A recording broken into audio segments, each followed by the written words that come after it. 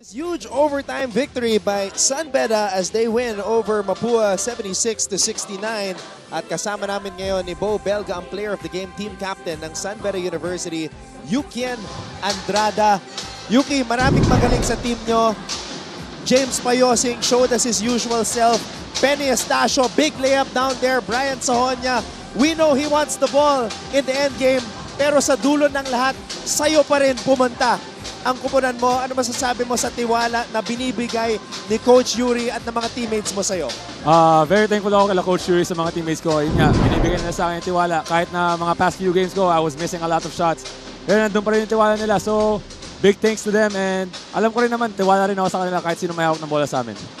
Ayun, speaking of missing shots, before that dagger 3 that you have, you were 1 out of 7. Ano yung tumatakbo sa utak mo na nakita mo, libreng-libre ka doon in one possession na, ano ba to, ipapasok ko ba to, ititira ko ba to? Wala, basta sa akin, sabi nga ni Coach Yuri, pag open ako, tira ko lang. I have the green light, so kahit magmintis ako ng ilang beses yan, alam ko, papasok pa rin yung tira ko.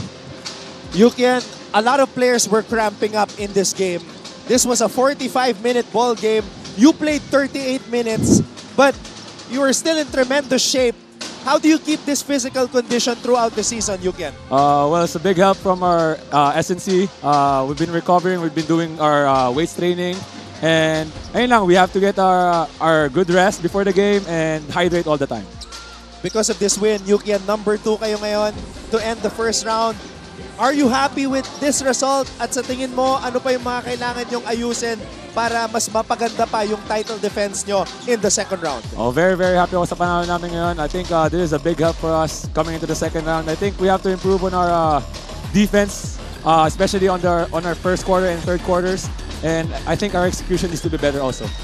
Bismarck Nina, he played heavy minutes today. Napansin namin ni Bo, a lot of the post-action was with him. How big is his entry to the team starting with the last game and today? Oh, very, very big help kasi namufocus sa kanya rin yung depensa sa ilalim eh. So, marami kaming shooters. So, our shooters are able to get open on because of Bismarck's presence inside. All right, Yukian, I'm sure a lot of people are watching right now that you want to thank. Go ahead. First of all, I just want to thank God for the win. I want to thank my family also, San Beda community for watching our games, and binabati ko rin yung family ng girlfriend ko sa Pasig, my girlfriend, yung mga kaibigan ko sa QC, and my family also in Bulacan. And there you have it, player of the game, team captain of the defending champion, San Beda University Red Lions, Yukian Andrada. Yuki, enjoy the win and we'll see you in the second round. Thank you, thank you, thank you. All right, there you have it. Final score in overtime, 76-69. Tagumpay ang San Beda laban sa Mapua. We will be back.